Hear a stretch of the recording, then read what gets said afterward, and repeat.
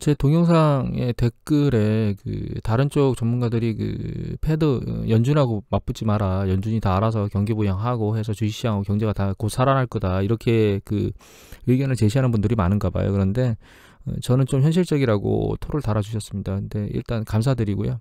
다만 여러분들한테 말씀드리고 싶은 거는 대충 경제 지표나 이런 것들을 분석해도 되는 때가 있습니다. 그때가 언제냐면 경기 확장 국면에 있을 때예요. 경기 확장 국면에 있을 때는 경제에 약간적인 충격이 간다 하더라도 그것이 이제 경기 사이클이 추진되던 방향에 힘을 입어서 다시 살아나는 걸 반복합니다.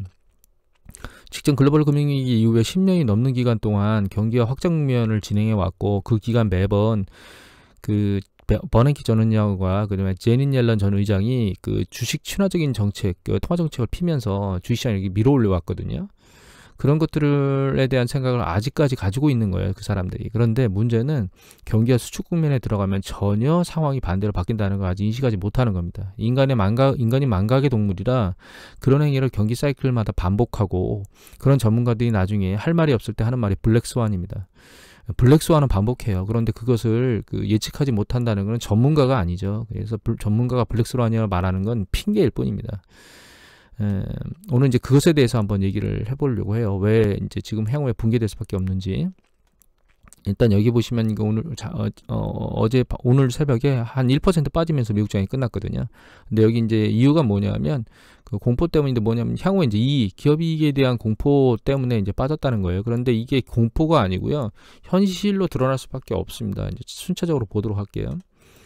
이거는 Calculated Risk라고 하는 리스크 블로그라고 하는 사이트인데 거기 안에 보면 이제 한 기사 내용 중에 분석 내용 중에 보면 이게 미국 시장이 현재 사람들의 동선의 움직임을 정확히 파악하는 건데요. 이거는 여행객 숫자예요. 여행객 숫자가 급감해서 바닥에 붙었어요. 제로점에 붙었거든요. 이거는 레스토랑 예약률인데 레스토랑 예약률은 마이너스 100%까지 떨어졌습니다. 그 다음에 이거는 뭐냐면요. 극장 판매고예요. 판매고. 그런데 극장 판매고도 역시 거의 $0 수준에 붙은 상태입니다. 그 다음에 호텔 점유율은 30%대로 떨어졌어요. 초반으로. 그러니까 이건 뭐냐면 미국 사람들이 지금 현재 안 움직이고 있다는 거예요. 외부로 활동을 안 하고 있다는 거예요. 그러면 이거와 관련된 기업들은 전부 다 지금 이익을 완전히 망가뜨리고 있겠죠. 거의 뭐 돈 버는 게 없을 거 아니에요. 현실적으로 드러나겠죠. 또 한 가지는 모기지와 관련된 건데 이거는 이제 블랙나이트라고 하는 회사에서 리포트를 낸 거거든요. 2월 리포트인데 여기서 이제 봐야 될 거는 우리가 이제 실업률이 그러니까 이게 딜리컨시가 연체율이거든요. 연체율이 굉장히 낮게 와 있는데 이 낮은 연체율이 여기 잠깐 뜬 게 있거든요. 이게 2017년도 하반기인가요?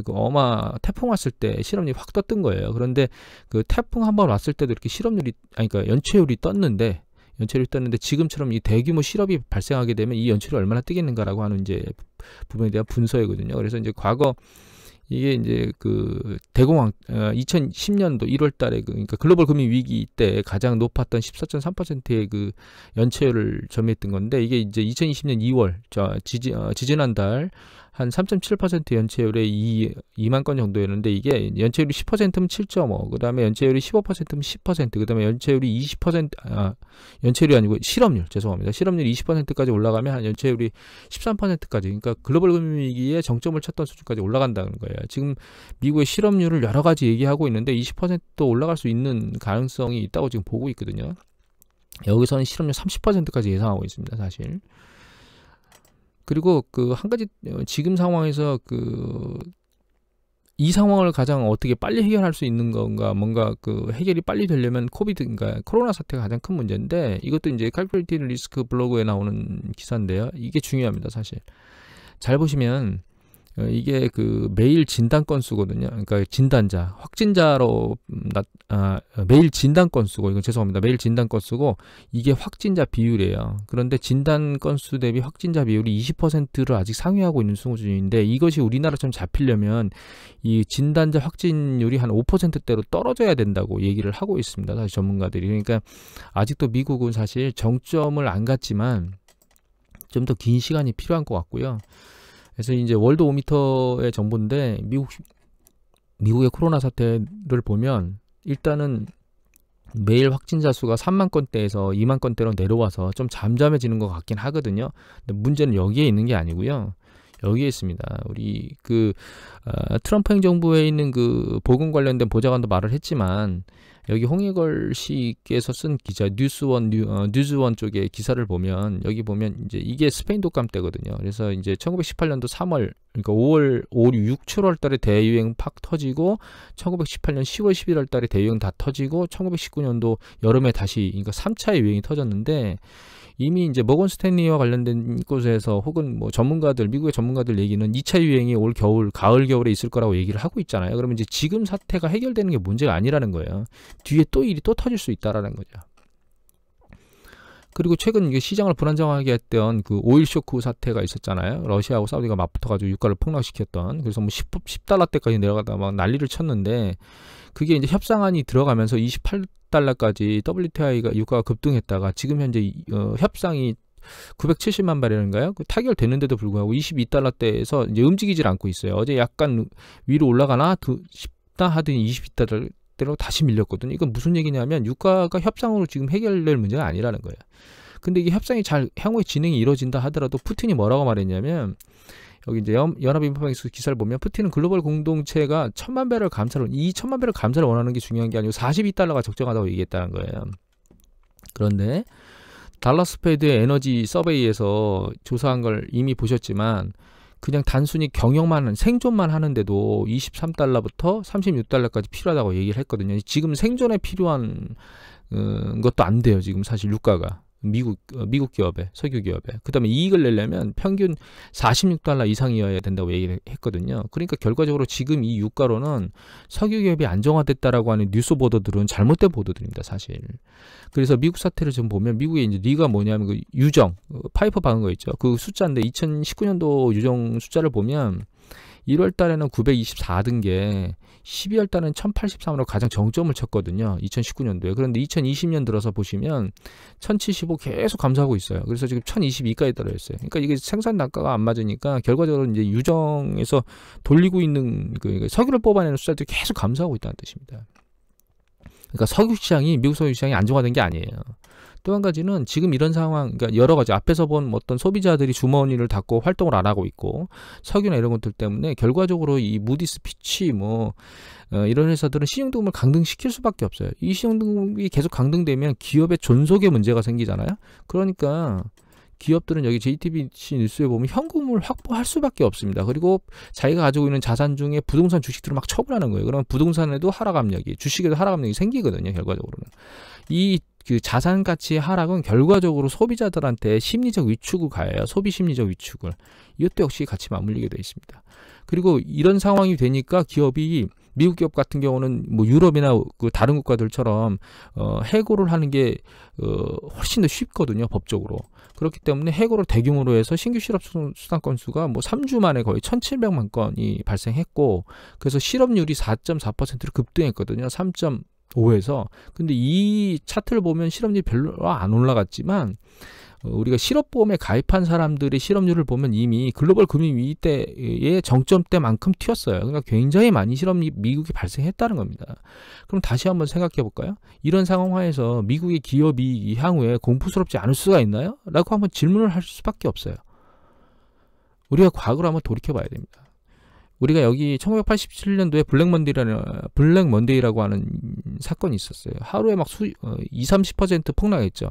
홍콩 시장에서 대규모 매도가 시작되면서 그 유럽과 미국 시장을 차례로 도미노로 쓰나미를 했거든요. 근데 그 뒤에 다시 반등하면서 올라갔습니다. 왜? 이때 있었던 이 쓰나미의 그 폭락은 그 트레이딩 매매, 나중에 트레이딩 시스템 매매에 의해서 발생했다라고 원인이 발생됐거든요. 그 다음에 여기 보시면 1998년도에 글로벌 주식시장이 확 붕괴됐었습니다. 이때는 왜 붕괴됐냐면 일단 뭐 97년도에 IMF 사건이 난 거는 아시아 지역만 문제가 있었고요. 98년도에는 러시아가 모라토리엄을 선언했습니다. 국가부도죠. 그래서 글로벌 주식시장이 폭락했어요. 물론 이때도 연준이 개입을 해서 금리를 내렸지만 단기적으로 올라갔습니다. 이때는 왜 올라갔을까요? 러시아 경제만 붕괴됐지 다른 쪽엔 영향이 없었기 때문이에요. 그러다 IT 버블이 붕괴되면서 시장이 한번 꺼집니다. 그리고 잠깐 올라가다가 여기 잠깐 살짝 꺼진 때가 있는데 요 시기가 그 과거 중국 총재 지금 이름이 생각이 안 나는데 중국의 그 시진핑과 같은 주석 자리에 있던 분이 이때 긴축 정책을 발휘했거든요. 긴축하겠다고 중국이. 그래서 한번 조정을 받았었고요. 그러다가 쭉 글로벌 금융위기 때 올라가서 붕괴를 맞았어요. 붕괴가 천천히 맞다가 여기서 쓰나미처럼 내려온 걸 리먼의 파산 사태 때문에 만났거든요.